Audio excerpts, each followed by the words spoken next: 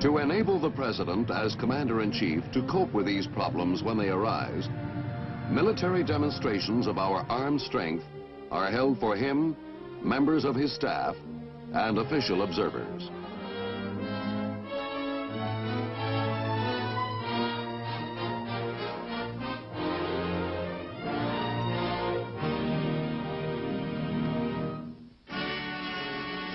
As a former president once said in part, carry a big stick. In late 1961, 14,000 combat-ready soldiers of the 82nd Airborne Division assembled at Fort Bragg, awaiting the arrival of the Commander-in-Chief. The officers and soldiers were there to demonstrate to the President that they did indeed carry a big stick. For, as the President said at a news conference during early December 1961, there are countries where leaders have talked very strongly about standing firm in various areas, but do not have the military force to support that statement. We require it. The United States is the strongest power and the leader of the free world, and as such, we must have the strength to make our commitments good.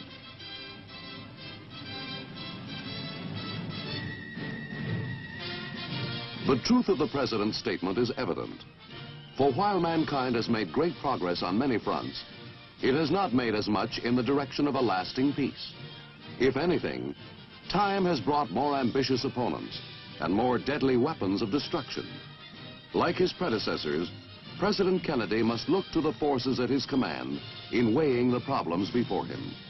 As Commander-in-Chief, he must make wise decisions regarding a potential aggressor. And he must be certain that we have the necessary strength to carry out those decisions.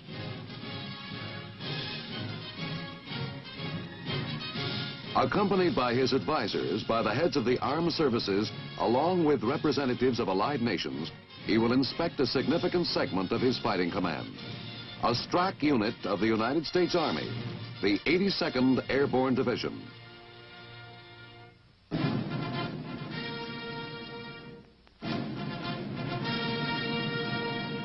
This division, as part of the Strategic Army Corps, is one of the many organized to preserve the security of the United States.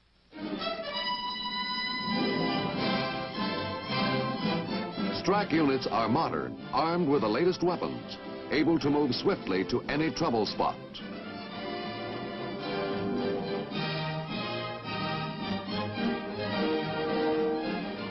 They are trained and equipped to fight in all types of climate and terrain. They are designed to provide sufficient forces in time to prevent a brush fire war from developing into a Holocaust.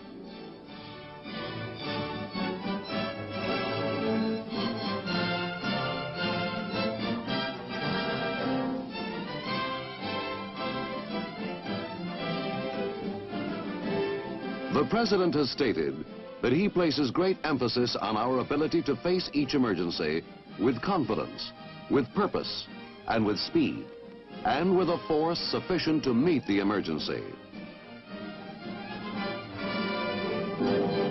What do we have to meet each new and immediate challenge? One answer could be found at Fort Bragg, the home of the airborne soldier.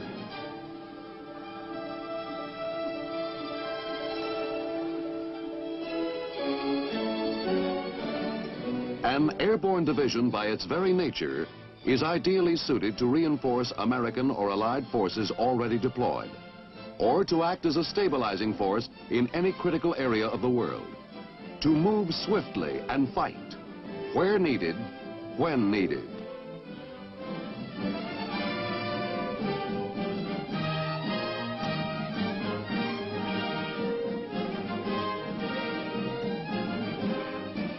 As a part of Strike Command, the airborne soldiers would be the lead elements when called upon to snuff out a brush fire war.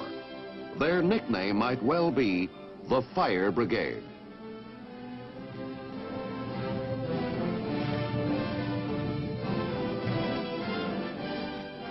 When the Commander-in-Chief addressed the men of the 82nd Airborne Division, he had this to say. I want to express my appreciation to the officers and men of the 82nd Airborne for this opportunity to see a group of Americans who do in peacetime what other men do in war, and that is live hazardlessly in defense of their country. It is this that makes it possible for freedom to maintain its position. So I hope that those of you who served here during these days of a cold peace will recognize that every day that you are on duty and in a position of preparedness, you are maintaining freedom all around the globe.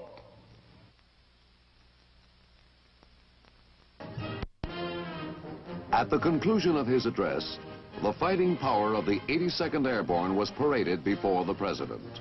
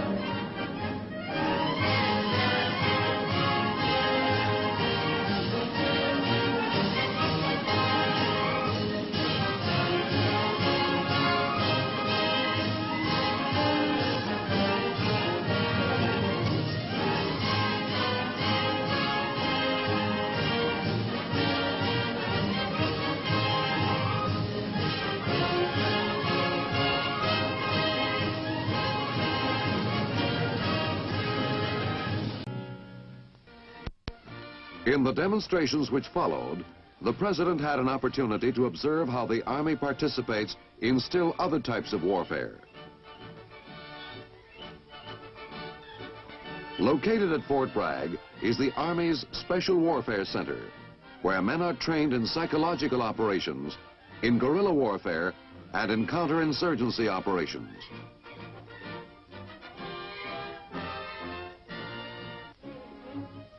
Psychological operations constitute a weapon as great as any we have to undermine the enemy and to bring new hope to our friends in oppressed countries.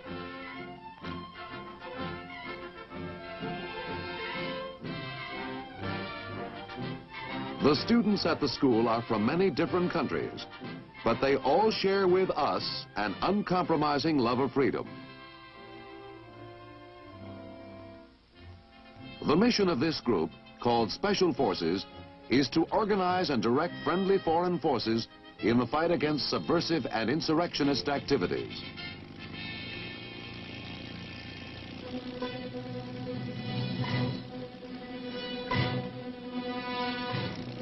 The special knowledge and skills acquired by these men are many and varied. Their mission is not to fight the enemy directly, but to train friendly foreign nationals in the skills of warfare, so that these people may defend their country against an aggressor takeover. The Rangers become experts in many different ways. In Ranger training, selected officers and enlisted men are taught the techniques of hand-to-hand combat to develop the aggressiveness needed to close with an enemy and overcome him.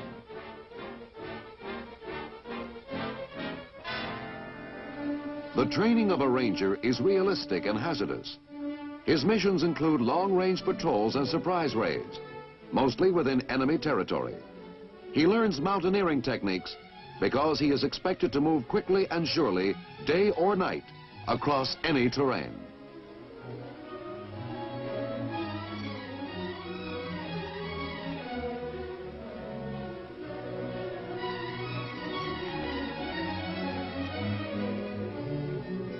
As his name implies, the Ranger has great flexibility. he can be called on to perform tasks ranging from the destruction of an enemy strongpoint to the rescue of a comrade injured behind enemy lines.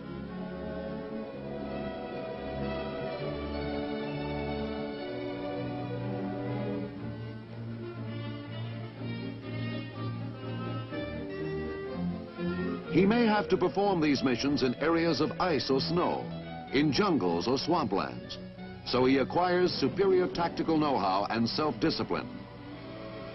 But most important, he develops an unshakable faith in himself and in his ability to surmount all obstacles.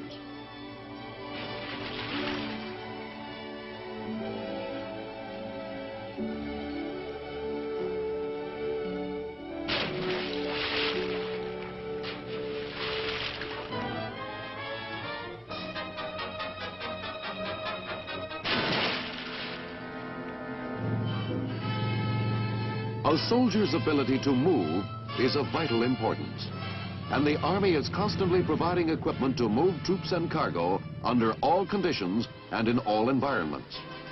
One of the newer links in the mobility chain is the amphibious Lark 5. Constructed of aluminum, the Lark 5 is designed to move troops and equipment for short distances over land and water.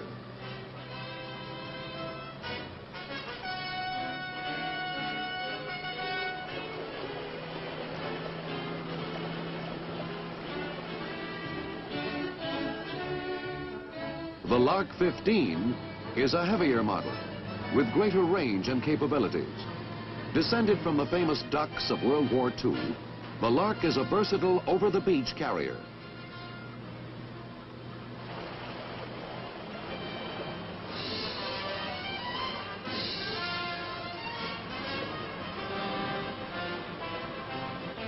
This armored personnel carrier is the first in which aluminum is used for armor. The rolling liquid transporter being towed offers a simple means of carrying and delivering fuel where needed. The Husky, as this new amphibious cargo carrier has been nicknamed, is designed for cross-country mobility over surfaces usually described as impassable.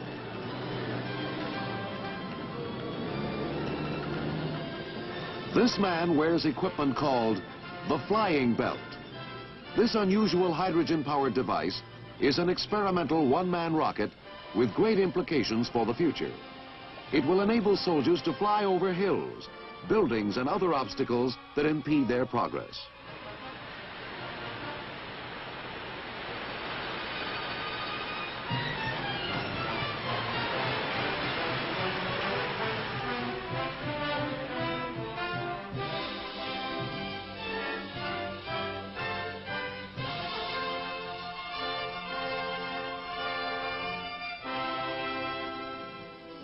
The Commander-in-Chief had an opportunity to meet and talk with the men of that day's Immediate Ready Force.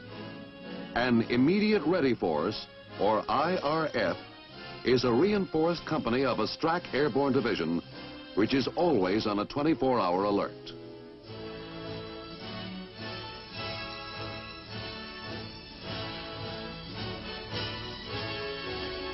Its personnel, weapons, and equipment are ready to leave on any mission, anywhere, within 60 minutes after receiving the word go.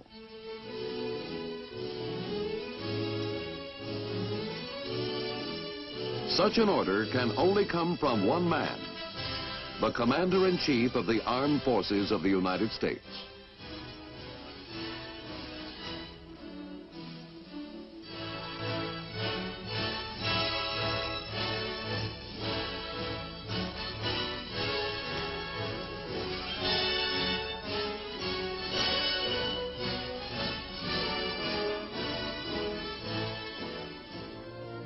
The President's responsibilities today are grave. Like many presidents before him, he must make decisions based upon fact. The demonstration of the soldiers of Fort Bragg, their modern equipment, and their ability to use it is certainly one indication that the United States does possess a big stake. In our country today, and in many foreign countries, we maintain fighting forces that are the vanguard of our freedom, our security, and our future. The soldiers of the 82nd Airborne are a part of this vanguard, a vital part, for they represent a unit of the Army's strategic forces. Strack, skilled, tough, ready around the clock to go anywhere and fight.